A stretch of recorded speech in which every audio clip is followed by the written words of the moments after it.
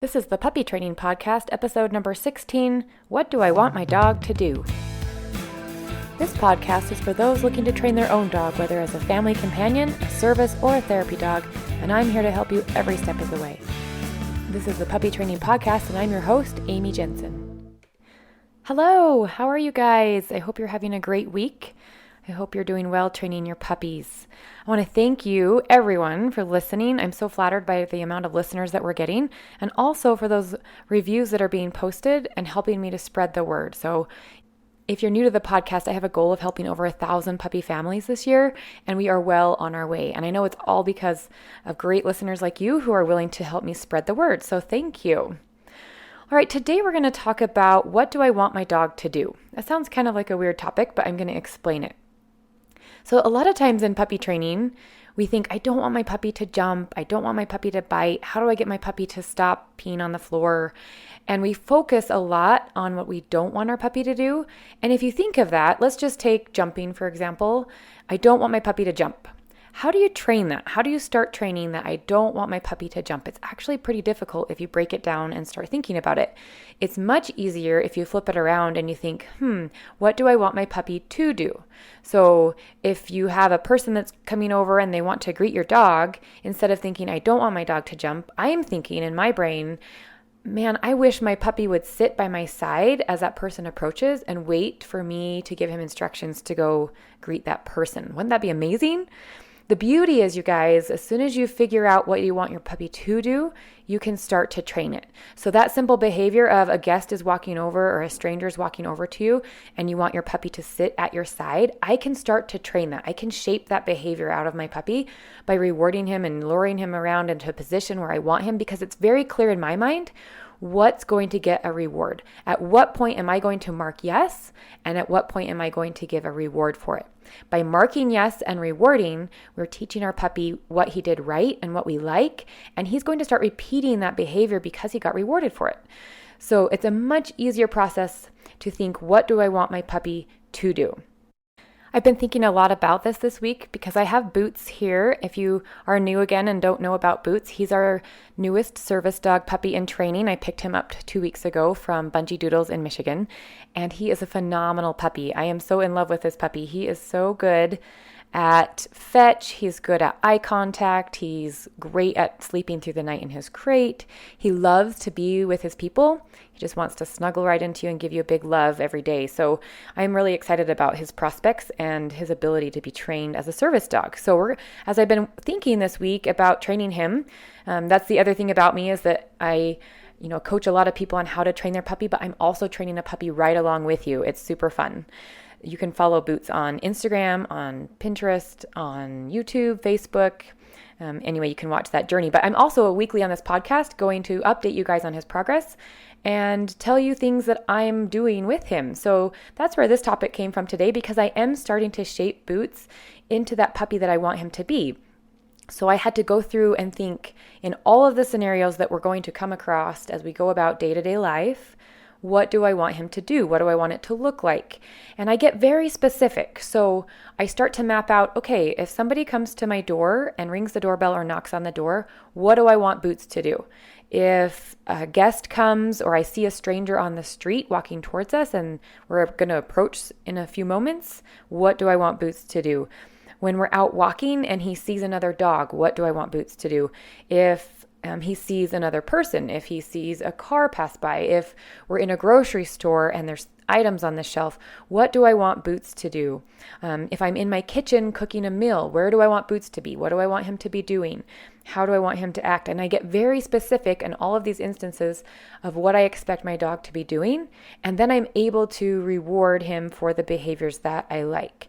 So one of the main ones that we talk about when we're discussing what I want my puppy to do would be sit is the new please. So if I have things that I know my puppy wants, let's say that he wants to play fetch, I'm going to ask for that sit first. And when I say I ask for that, a lot of times it's just waiting patiently and expecting the sit. I like it to be automatic. So I can hold the ball up above his nose, almost like you would a treat if you're going to lure him into the sit, and you just hold it there very still until he sits down, and then you mark yes, and then you can toss the ball. And he learns very quickly that every time he brings his toy back and he wants me to throw it again, that I'm waiting for that sit before I'll throw the ball. And then he offers it to you. A key to that is that motivation. Remember, our puppies have to be motivated. They're not going to do things unless they're motivated. Even like a toy is a great reward for them. So it doesn't always have to be that food reward. But if you can figure out what's motivating your dog in the moment, you can get a lot of good behavior out of him.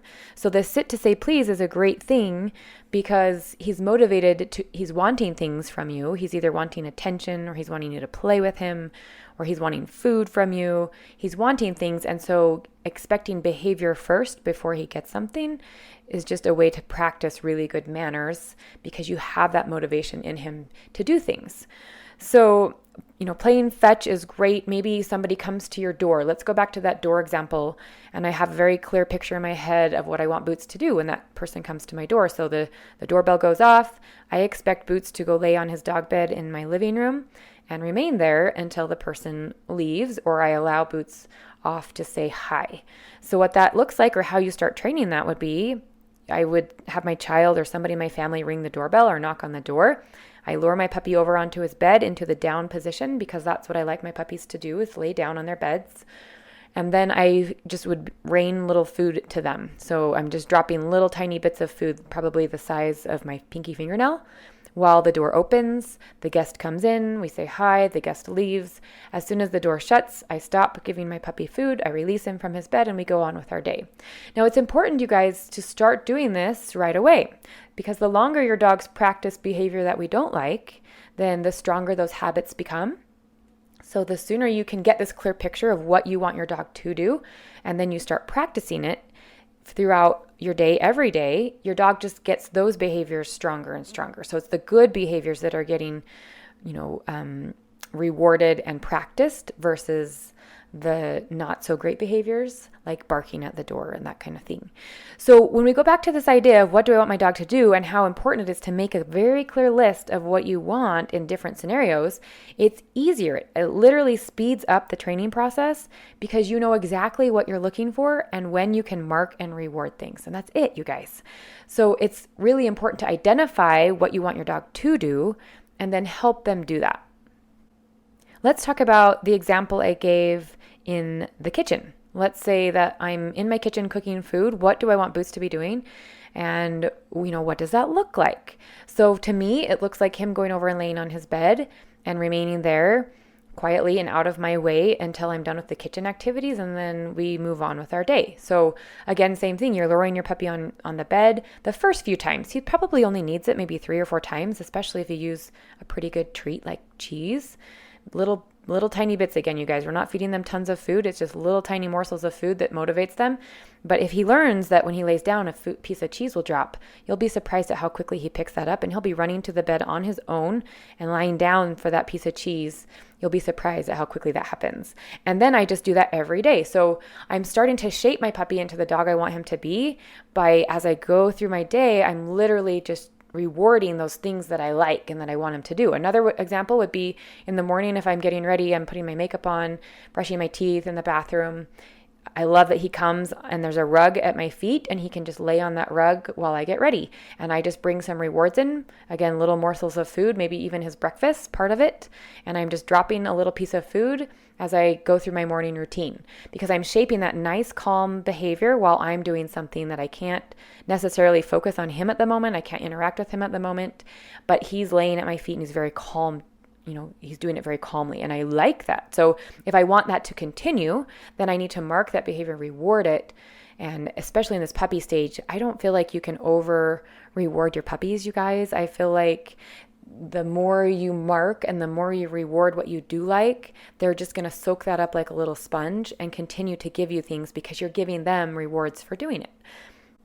My final example would be if you're out on a walk with your new puppy and you see another dog or another person. What do you want your dog to do when that happens? For me, if I see another dog coming at us and I realize that my dog's going to see that dog, I like to train the auto watch. So I like to shape my puppy's behavior such that he'll see the other dog and he'll look at me. So I want his attention on me. So he's going to see a distraction. And again, it could be anything, a dog, a person, maybe a passing car, a cat, a pine cone. I know some of you struggle with the pine cones on the side of the road. Your dogs love them. Anything. You can transfer this training to anything, but your puppy sees something that he likes or he wants to approach, or maybe even he's a little fearful of it. Could go the opposite direction. But either way, when your puppy sees something, for me, I want my puppy to look at me. Even a sit would be great. So I really do need to decide in my brain, is it going to be a sit and look at me? Is it going to be a stand and look at me? What am I going to mark and how am I going to get that? So let's say, for example, I decide for Boots, when we are out on a walk and he sees another dog, I want him to sit and I want him to look at me. Then I can start to shape that behavior. So we go out on leash. I make sure I have some really high value food rewards whenever you go outside or in an environment other than your home where your puppy is accustomed to being a lot of the time. You're going to have to up the reward that you bring to encourage him to focus on you versus something else that's super exciting. So let's say we're walking, my puppy sees the other dog. I immediately grab the little food reward and I've got it right on my puppy's nose. So the second he sees the other dog, I've got the food reward right on his nose so he knows that I have it and I'm trying to capture his attention. Hopefully he's at the point that we say is under threshold. What I mean by that is he's at the point where he can still focus on me and the food. He's not overly excited to the point that he can't focus or will no longer focus on me. And again, you'll have to identify that. But let's say that we're at least 20 feet away, 30 feet away. You see another dog coming and you're able to put that food right on your puppy's nose. You're able to shape that sit, lure him into the sit. Maybe he'll go on his own. If you've worked on that a lot at home where you're holding a food and he knows he's not going to get it, that would be more like the shaping method where you just wait for him to sit and then you'd mark and reward it. If he needs a little help, use some luring. That's okay. Put the food right on his nose, lure him down into a sit. The second he sits, then I would take that food straight up to my face so that he's making eye contact with me. I'd mark yes and I'd give him a reward. And I would do that several times out on our walk. If I can find enough dogs that are out walking or enough people that are out walking, I would just practice that. Every time we pass something, I would expect him to sit and look up at me. That's a great behavior to start with a very young puppy so that as they enter that adolescent phase, you don't have that reactivity coming through where they want to bark and lunge at other dogs. They've already learned that when they see another dog, they simply sit and look at you. Isn't that beautiful, you guys? All right, well, that's what I have for you guys this week. That's what I want you guys to focus on. So if you need a little tip this week with your dogs or a little, a goal to set so that you could keep training and you stay motivated to keep training, think about, what do I want my dog to do? Make a list. Be very specific. Make sure you go through all sorts of scenarios that you might encounter throughout the day and be very clear as to what you expect your dog to do and help him do it. And by helping him do it, you're going to mark the good behavior, you're going to reward it, your relationship's going to get stronger, and you're going to be well on your way to becoming best friends through love and learning. Have an amazing week and enjoy your puppies. Have fun training. If you have a question about anything you heard on this podcast or any other puppy training question, visit my site, baxterandbella.com, to contact me.